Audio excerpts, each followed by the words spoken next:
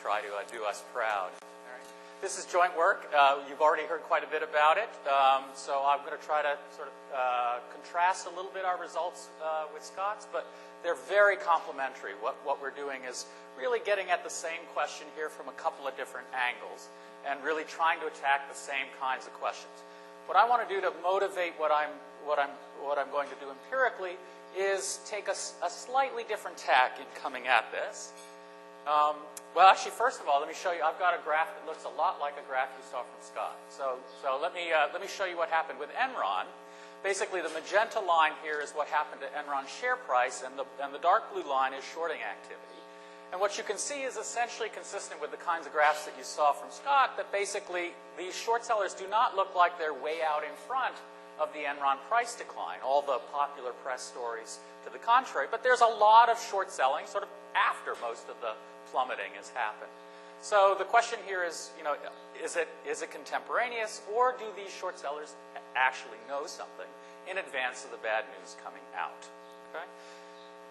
So there is, in the finance literature, there really is a very well-settled literature that says if shorting is hard, then basically stocks can be overvalued, and so you might then see bad news lead to later, slower information revelation and lags in share price declines. And so there's some theory on this. Basically, the actual predictions depend on whether you have rational expectations or whether you have a model where people agree to disagree. The Diamond and Verrecchia paper is really a paper with rational expectations in it. And there, on average, share prices should be right.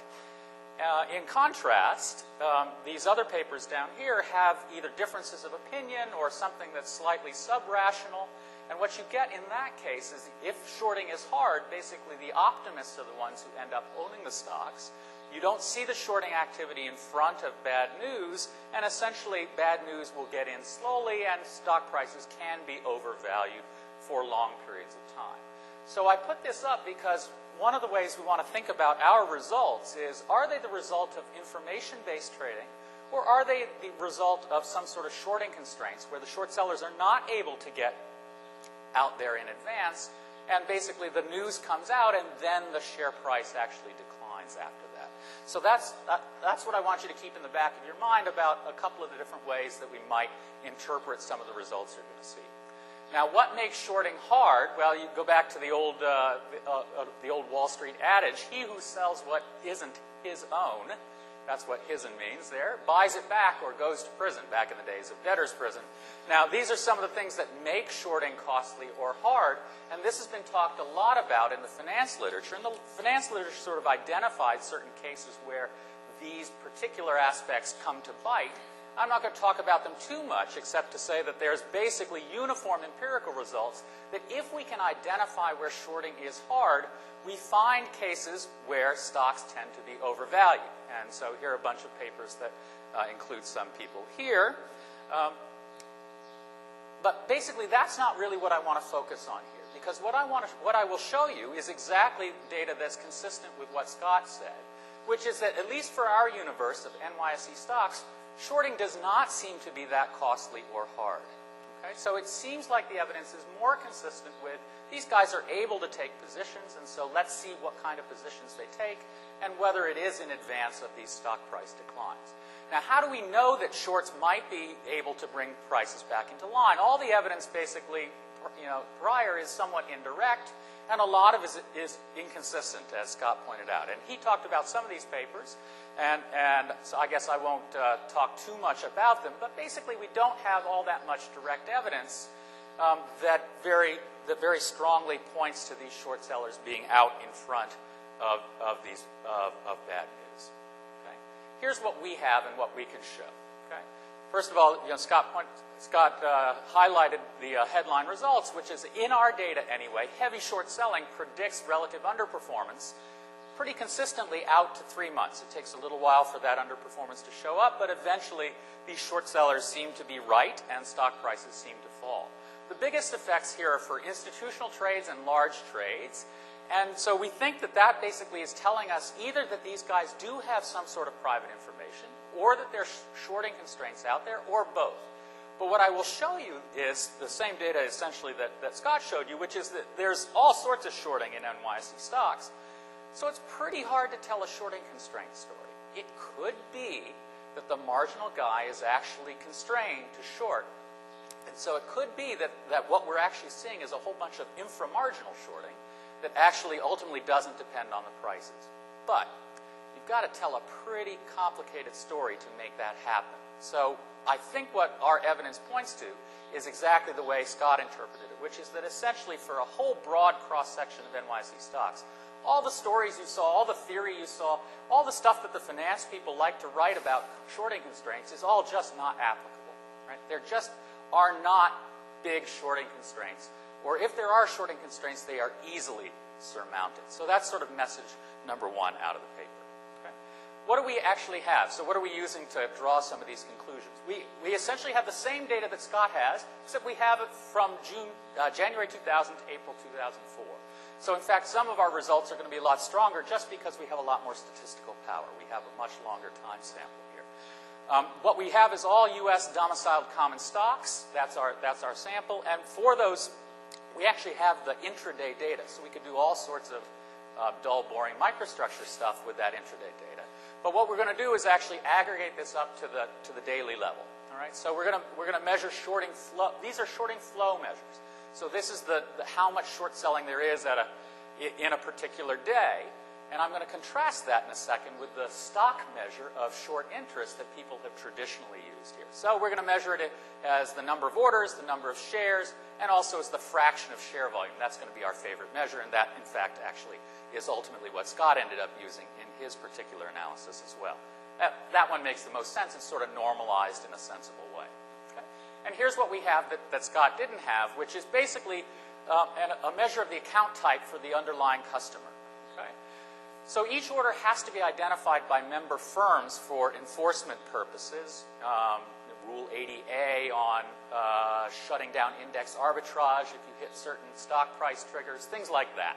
So we're able to use those codes to basically group short sales into 6 categories: individual, institutional, program, and non-program. What's a program trade? That's a basket trade, a trade in lots of names at once. The rules for a program trade is it has to be at least 15 names at once and more than $1 million in total. So think of those as basket trades. And basically we have institutional, agency, program, and non-program trades, and we have proprietary trades made by member firms for their own account, also grouped into program versus non-program trades. And then there's sort of a catch-all category of other trades, which includes things like trades submitted by broker-dealers who are market makers in another exchange or in an options market or something like that. Sort of a catch-all category. Here's what we have. We actually have these flow measures every day of how much shorting there is. And so that's the real advantage is that's a lot better than having monthly data out of the short interest data. Unfortunately, it's worse in some sense because at least the short interest data is the net of all the shorts in a month and then all the covering transactions in a month. We don't see any of the short covering. Okay? The other thing is that we are getting the data from SOD, the System Order Database, which is just the trades that arrive electronically to the specialist post. Okay?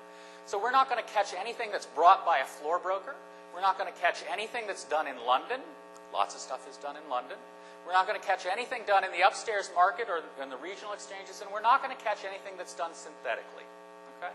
So we do only have a subsample of the overall shorts. Right? So it's not clear how far you can extrapolate from what we found, but what you'll see is we find quite a bit, even given our subset of overall shorting.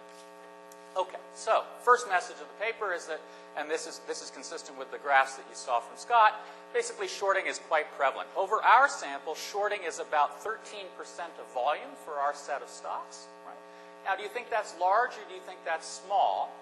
Well, in fact, actually, what I'll show you is the graph is it's been increasing, and if you take the data later, it gets bigger and bigger, and in fact, the people who are working with 2006 data find that shorting is upwards of 30% of overall volume. 30% of all shares traded on the major exchanges have a short seller on the sell side of the trade. Now, do you think that's big or do you think that's small? I think that's huge, much bigger than my priors. And the reason I think that's huge is that essentially short interest has gone along and not changed very much. The short interest is about 2% of shares outstanding. So how can you reconcile the fact that we've got 2% of shares outstanding as short interest and 30% of shares 30% of volume having a short seller? The only way you can reconcile those two things is essentially to have the duration of short positions be a whole lot shorter than the duration of long positions. Okay, and so if you do, and Scott talked about this, but here's the actual calculation. If you assume that everybody's the same, homogeneity here, the average duration of a short position is very close to what Scott said. Ours, when we use our data, it's about 37 trading days, and the duration of long positions is about 1.2 years. So we really have much shorter-lived short selling than we have long positions. Okay? So the short sellers don't seem to be, well, what's the opposite of buy and hold? Short and hold? Is that whatever it is? Okay? These guys don't seem to be short and holds. Okay? So maybe it's the case that short sellers are driven by a lot of stat arb, various intraday technical strategies, competing with the specialists to provide liquidity, something like that. Right? So there's something going on about short sellers that might be different. Okay? Now, this graph here is essentially when we sort stocks based on book to market and on market cap. And what you see here is that essentially it doesn't matter where you look. Even if you look in the smallest stocks, high growth stocks, value stocks, it doesn't matter. You basically see at least 10% of trading volume in our sample is short selling. So we are unable to identify any decent subset of stocks where it's hard to short, okay? Or where there isn't a lot of shorting. Okay? It might still be hard for the marginal guy to short, but what this is indicating, there are lots of people who are able to do it. Okay?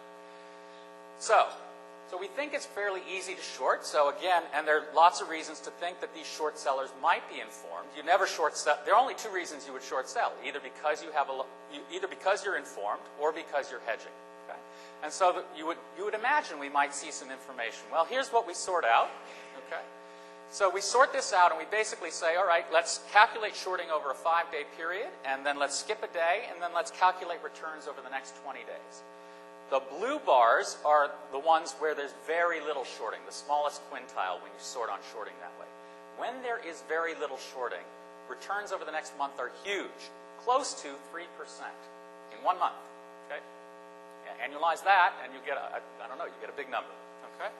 And basically, if there's very heavy shorting, what we see in terms of the raw average return is something that's actually negative. Okay? So these guys seem to be able, they're avoiding the undervalued stocks in terms of their shorting activity, and they seem to be heavily into stocks that are going to go, that tend to fall in price in the next month. Now you'll see our favorite measure is actually the rightmost column here, which is actually shorting normalized by volume, because that actually is, that's not going to bias us toward to large versus small stocks or anything like that. Right, you can see the effects are a little bit attenuated there, but they're still pretty substantial. And you can actually see the difference in these two measures if you go back to that Enron graph I showed you. So here's, if we do Enron where the shorting's measured in shares actually shorted, that's the graph you saw earlier. But actually, if we normalize, it turns out there was a huge growth in the trading of Enron shares, partially because the share price fell so much. The dollar volume you'd need to do a whole lot more shares to do the same dollar volume of Enron. You can see here this normalized measure looks a lot sort of more stationary, but even this normalized measure actually doesn't seem to show you a lot of evidence, at least for Enron, that these short sellers are out in front of these kinds of declines. Anyway, this is one, we don't want to do proof by example. This is why we use a big sample. Okay? So here's, I don't know if you can see this. Probably you can't. This is basically showing you the results for the various quintiles sorted by our different measures of shorting. I've got the big ovals there that basically show you there's a big pattern in size and market to book. Right? So essentially we want to use the measure normalized by trading volume, because that seems to be most orthogonal to these other things that people think might be actually priced in the market. Okay? But what we actually see over here is essentially we have, if you take a FAMA French alpha, the very bottom right number there, minus 1.25, is the return difference over the next month between the heavily shorted portfolio, the heavily shorted quintile, and the lightly shorted quintile. So this says that heavily shorted stocks underperform by 1.25% in the month following the short selling activity. Okay, so that's sort of going to be our measure. We're going to come back to that. We're going to come back to that again. Sort of the alpha difference between portfolio 5 and portfolio 1. The alpha difference, the underperformance of heavily shorted stocks versus lightly shorted. Yes.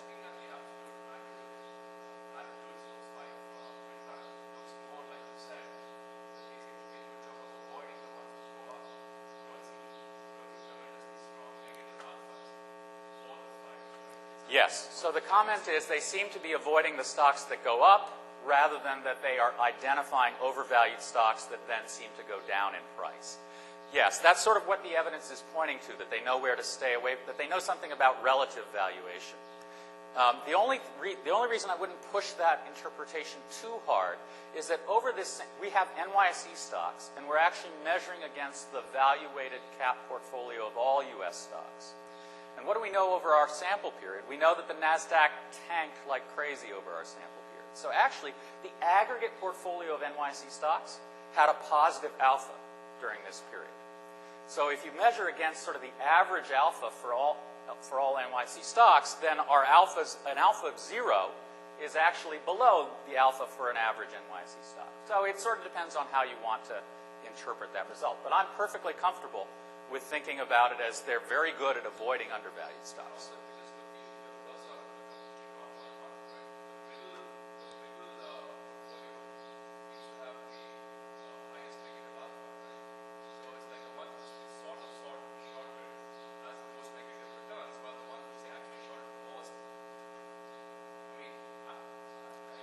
Yes, you're right. I probably cannot reject the hypothesis that these are all the same and that this one's the positive one. Yes, that's probably right. So I don't have a strong view about how to interpret this, but I'm perfectly comfortable with saying that they do a good job of avoiding the stocks that go up in price, and that's what's driving our results. So perfectly comfortable with that. Okay. Now, before you go out and make a hedge fund on this, okay? This is not implementable. These are not publicly available, okay? Except, obviously, to the specialist. The specialist actually sees every short sale that comes along for regulatory enforcement purposes, for compliance with the uptick rule.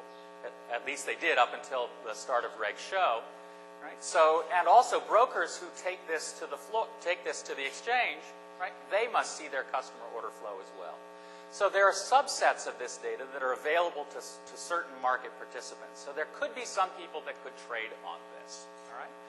And the other caveat here is that we're not really able to get a sense of what the trading costs might be if you tried to follow us. If you had access to this data and you tried to do this strategy, what would be your net returns? Okay. So we don't have any commissions, trading costs. We don't have the data from the lenders on what the rebate rates are. Okay. So we don't know what the costs of borrowing the shares are, except to tell you that basically all the other data that people have says that essentially there are very few stocks for which those rebate rates, the lending process, is very costly. So it's unlikely that would affect the results here. And we haven't basically taken into account things like the uptick rule and the opportunity cost that imposes, the difficulty that you might have in actually taking a short position. Okay? So the way I want you to think about this is essentially these return differences are our measures of private information, sort of the information difference that these short sellers have. Okay? So you've seen the single sorts. Now I'm going to show you some double sorts. Essentially, we're going to confirm that that we haven't rediscovered the wheel. All right, that this is not basically the size effect or the value effect or one of these new things, the total volatility effect or anything else. Okay, and also this is going to help us see in what subsets the shorts seem to have the most information. Okay, I'm going to show you this. There are a lot of tables in the paper. I'm going to try and show this graphically. Pictures are supposed to be worth 1,000 words. Now this is going to take maybe 1,000 words to actually explain what's in the picture. All right, but let's see if we can do it. Okay. So all of these graphs are essentially going to show you the difference between a heavily shorted portfolio and a lightly shorted portfolio over the next 20 days. Okay? So what we have here is we're first going to sort by market cap, okay? And then we're using various shorting measures, compare the performance of heavily shorted shares to lightly shorted stocks. Okay? So what this is telling you, let's focus over here, in the small cap quintile, If we then sort into heavily shorted stocks versus lightly shorted stocks, what we'll see is that there's underperformance of the heavily shorted stocks by about 3.5% on an alpha basis over the next month. Okay? These guys seem to be very, very, very informed. That's a lot in a month. That's on average here, just sorting on this, that in the small cap quintile, these guys seem to know a lot. Okay? And of course, they also seem to know something about bigger stocks as well. The one thing I'll point out here is the hatch stuff is insignificant. So there are a couple of cases where it's insignificantly different from 0 at the 5% level. But for our favorite shorting measure, it's always significant. So these guys seem to know something about all the caps. But of course, where you might expect the information asymmetry to be greatest would be in the small cap stocks. And in fact, that's actually what we see. Now, of course, the caveat to that is that where would you expect the cost to be biggest of conducting a short selling strategy? That would also be in the smallest quintile. So again, these are gross returns, and I don't have much to say about how gross returns might turn into net returns here. Okay? So a different double sort. This is basically on value growth and then shorting. So essentially, low book to market here and is in red. High book to market is in blue. And essentially, at least the point estimates here for our favorite measure are pretty much consistent across the board. There doesn't seem to be much difference. If you measure basically unnormalized shorting, you find quite a big effect for the high book-to-market stocks, okay, but also effects elsewhere. So this doesn't. So your story might be, look, the growth stocks are the ones that are overvalued, right? And maybe that's where they're making all their money, by identifying the growth stocks where people have just gone nuts in terms of their expectations, all right? But that doesn't seem to be the case here. They're making money on both value stocks and growth stocks, so they're making money on the zombies that people talk about in the value part of the universe. Value stocks that are the walking dead and actually don't deserve to be valued even as high as they actually are. So there doesn't seem to be any evidence here that they're limiting it just to sort of one corner of that universe. Okay? Now we look at volatility versus shorting. What you see now, you may or may not be familiar with this recent paper by my co-author and a bunch of her co-authors, that essentially if you take a position in, if you look at the relative performance of stocks with high total volatility and low total volatility, the high total volatility stocks then tend to underperform in the following month. Okay? And so in fact, that's what we're seeing here, is that in fact, in some sense, the high volatility stocks are the ones where the short sellers make the most money. They're able to identify the high volatility stocks that are overvalued, and the ones that they short heavily then underperform the ones that they do not short heavily. Okay? So that's, even in our favorite measure over here, that's the sort of monotonic relationship, and basically in the high volatility one, these stocks underperform by 2% in the following month. Right? Again, over 24% annualized in terms of underperformance.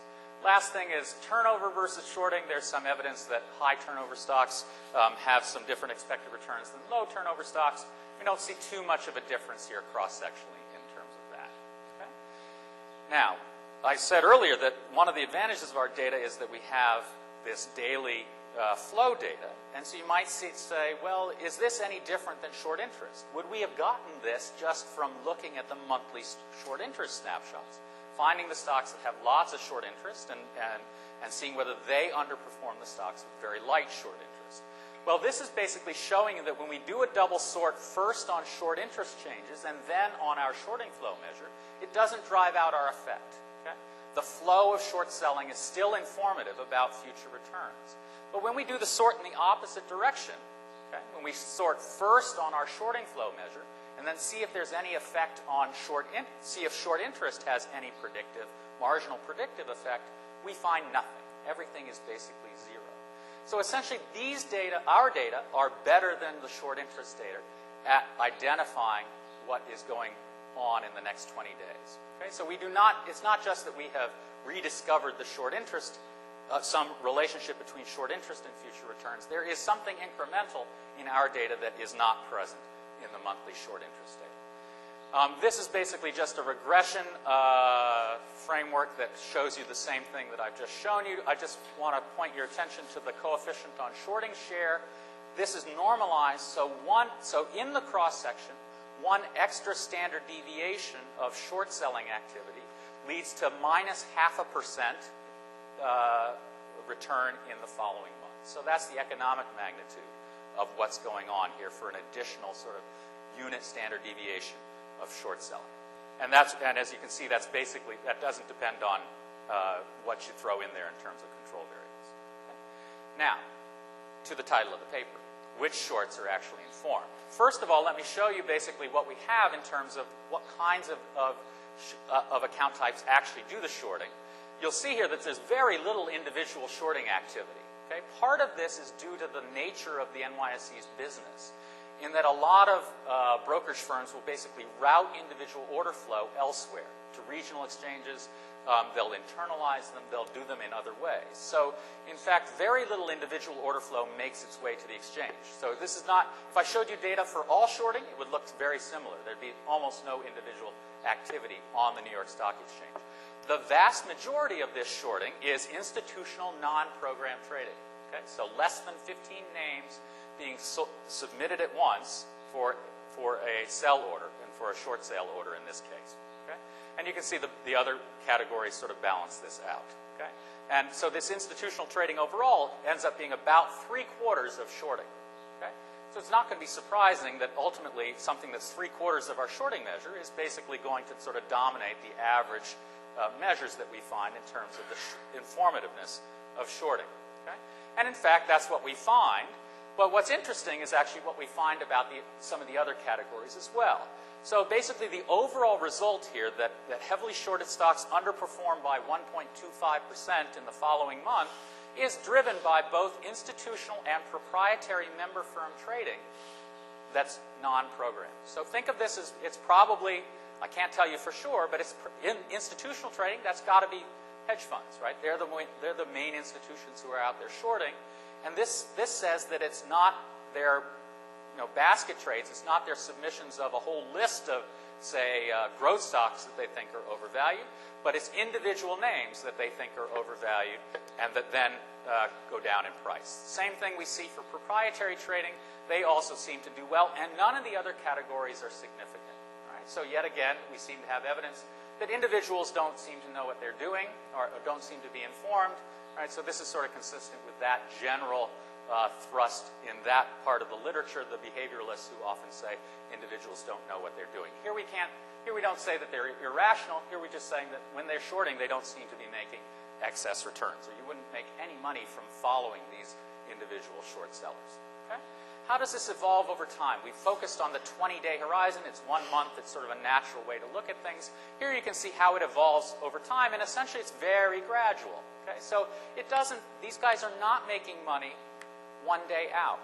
Okay? And I think this may actually be something, this may explain some of Scott's lack of results. Okay? He really looked at 5 days of shorting and then looked at the earnings announcement the day after. Right? But in fact, you might be getting your position in place in advance because you don't know that the news is going to come out, for instance, on the earnings announcement day.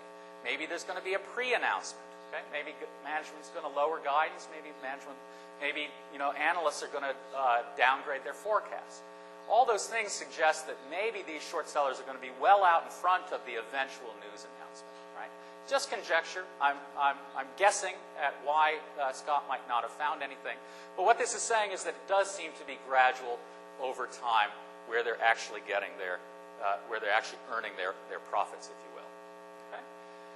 And here's another graph that's fairly common for any sort of anomaly you might identify. Ours is not an anomaly because it's not publicly available, but this is sort of how often you would make money if you followed this if you had access to this data and you actually followed this strategy. And it might be hard to tell here, but essentially you make money in about 70% of the months, and you would lose money following the strategy in about 30% of the months. Okay? And so that's sort of the results. And the other thing you might see here is that it looks like maybe the variance of this is actually declining over time, which could also explain why Scott's data, which is essentially at the end of this sample and sort of the next year, if you will, might be a little bit smaller in magnitudes than what we're finding over this earlier sample. Although it's not driven by the bear market, it's not driven by recessions, it's not limited to certain years here. It's fairly consistent across this 4+ year sample. Okay? So we throw everybody into the regression together and say, okay, well, let's see which types seem to be most informed. And so if you look at the bottom regression, that's basically everybody at once. What you see there is that essentially the institutions seem to dominate the information that is in proprietary trades. So when we throw them both together, essentially what we see is the institutions seem to be informed, and there's no marginal information in proprietary shorting by member firms of the NYSE. So again, it sort of points to, I'll tell you a story about this. I can't prove this, but my story here is that essentially it's the institutions who are doing all the work, okay? And they're the ones who are basically short selling. Okay? Think hedge funds here doing fundamental analysis. And then essentially the member firms sort of see some of that flow, and they might piggyback on some of that order flow and short as well, right? And that might account for the money that they're making. But ultimately, the information here is from the institutions, from the hedge funds who are actually doing the fundamental analysis. And so that's why they survive when you throw both of them into the equation at once. Okay? Now, the last thing we do essentially is to look at order size and see what kinds of short sales seem to be most informed. Is it the small ones or is it the big ones? Right? And basically here are average order sizes across our different account types. And essentially, what we really want to look at here is small versus large orders. And what all this graph shows you is that most short sale orders are small. 50% of them are less than 500 shares. But obviously, as a fraction of overall shorting in terms of shares, the big orders tend to be a big fraction. There are not too many of them, but they account for a fair amount of shorting. So that just gives you a sense of what we see in terms of the buckets that we're using and how prevalent each of those buckets is. Okay? So this is the breakdown of small order flow. You can see basically our informed institutions, the institutional non-program trades, they tend to not be a big fraction of small orders. Okay? They tend to be a bigger fraction of larger orders. Okay? You can see here if we take the largest order size categories, the institutional non-program trades are a fairly good chunk of that. Okay? Now, how do we want to see whether large orders are more informed than small orders? Okay, this one, again, is going to require a little bit of explanation. So what we're going to do here first is essentially sort on our shorting flow measure. And then we're going to see which ones have a lot, for a stock that, say, is 20% shorting out of its overall volume. Let's see whether small orders are the bulk of that 20% or whether small orders are a little bit of that 20%. Okay? So if small orders are a large part of that, they're going to be in portfolio 5. And if small orders are a small part of it, they're going to be in portfolio 1. Okay? So what do these numbers show you? Remember, all the numbers up to date have been negative here. Okay? So these are positive, actually, insignificant for the most part in terms of alphas, but positive for raw returns. Okay? What does this say? This essentially says that small order flow is uninformed. Okay? That if you followed the stocks that had lots of small shorts, okay, and you basically shorted the stocks that had lots of small shorts, those stocks would actually go up. And the stocks with very few small shorts would be the ones that actually go down. Okay? So essentially, what this says is you wouldn't want to follow the small shorts. You'd actually want to follow, what would you want to follow? Here's the medium order size. You can see it's moved in the right direction. And now if you take the large order size, it's moved, it looks exactly the way all the other graphs have looked here. Okay? So it's really the large order type, it's the large short sale orders that seem to be informative. Right? Now you may say, duh, that makes a lot of sense, right? The small orders are these individuals. We don't think they know anything. Large orders are institutions. We think they do know quite a bit. Okay? Interestingly, this is not what we see when we look at overall activity in the market. Right? In the microstructure literature, there's something called the stealth trading hypothesis. And that seems to indicate that the most informed trades are actually medium-sized trades, and that small trades are pretty uninformed, and large trades, for the most part, are pretty uninformed. What we find here in short sales is a very monotonic relationship that is not consistent with that stealth trading hypothesis. I have a theory on this. It's testable, but I haven't gone out and tested it yet, which is that in short sales, because of the uptick rule, the uptick rule says that you have to wait for the price to actually go up or be at the same price as before, but the last move was up. So you can't sell into a declining market. You cannot short sell into a declining market. So that actually is going to make it a little hard during our sample period for short sellers to get their positions in place. And so what I think is going on is that essentially short sellers are going to be a little less patient about getting their short sales off. And if they can find someone who will take 10,000 shares on the other side, they're going to take it. Okay? They're going to take those 10,000 shares and basically establish their position rather than worry about the uncertainty of whether they'll be able to take that position or not. So I think that actually this regulatory constraint in the uptick rule is actually leading to this particular result about order size of short sales. So there's the testable prediction, of course, is in the stocks where we've suspended the uptick rule, you would guess this monotonicity might disappear, and we would go back to seeing something maybe like the stealth trading relationship that people have found in broader data. Okay. So, summary of results. This is basically, if you were asleep, you can read this and figure out what I said. Okay. So if you were still asleep, here are the rest of the results. All right. Here's what I really think. You know, in some sense, we've really just scratched the surface here. What I hope to have established is these guys know something. Right? And what Scott established, and actually I believe his results, because we actually are now looking at this ourselves. We found basically what Scott found in our broader sample. They don't seem to know about earnings in the short term. Okay? So if it's not earnings that they know about, what is it that the short sellers know? All right? Could it be analyst downgrades? Could it be earnings restatements? Could it be some other kinds of accounting news that are coming out? We're looking at this right now, and I have to tell you that it's exactly like Scott said. We can't find any evidence. Okay? It does not look like earnings news is what they know. Okay? So maybe it's something else. What else could it be? And maybe we just haven't found it. Maybe we haven't tortured the data enough yet, or in the right particular way. But we haven't found a strong relationship with subsequent earnings news. It could be that they're doing things like trading anomalies. Okay? So, for instance, they might be trading post-earnings announcement drift. Okay? In fact, we seem to have some evidence that they do that in work in progress, that in fact there is heavy shorting after a negative earnings shock. Right? And as the stock continues to drift down afterwards, they make money off of that. Could also be, for instance, that they're trading momentum or something like that. Okay? Another possibility is that they know something about future order flow. Not something about fundamentals, but they know there's going to be future selling, and so they're just out in front of the future selling, and they cover before the share price decline. I have to tell you that we have those data on future order imbalances, and they don't seem to be able to predict those at all. Okay? After short sellers take their position, in fact, we see a bunch of buys come in, okay? Not a bunch of sells. So it does not seem to be order flow that they know about. Okay?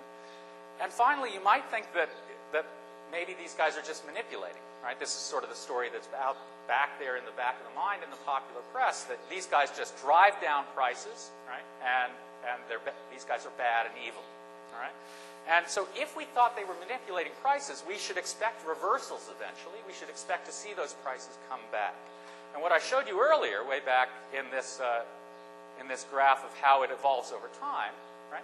We should see a reversal if this is happening systematically. And what we're seeing is no such reversal here. So at least out 3 months, which is the longest we're looking here, it doesn't seem that these shorted stocks are going down and then coming back in any systematic way. What this is saying is that essentially some news is coming out that eventually at a undetermined time after these short sellers take their positions, right, and eventually they make money, but in fact this is consistent with the hypothesis that they're very vague on exactly when this news is going to come out. Eventually it comes out, eventually they make money. Sometimes it comes out in 2 days, sometimes it comes out in 2 weeks, and sometimes it comes out in 2 or 3 months. Right? But I think this is the big question, and going forward is what exactly do they know? And what I've told you about is a lot of really negative results, right? And I think it'd be very interesting to actually see what, in fact, these guys know. And I think that's really the next big question. Do we have 1 or 2 questions real quick before break? Yeah.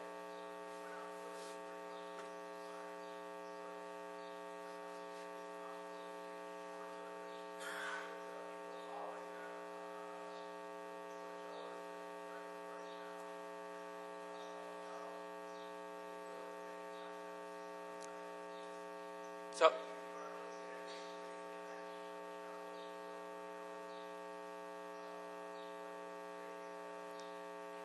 That's right. So the question is, how do you know there's no reversal? Because you don't go out beyond 3 months. And the answer is we don't know, right? We started out we had picked 1 month, and the referee asked us to go to 3 months, and so we went to 3 months, and so that's where we've stopped. So I suppose it could reverse. We have the further out we go, obviously, the less statistical power we know here. But it seems hard to imagine that these guys 3 months.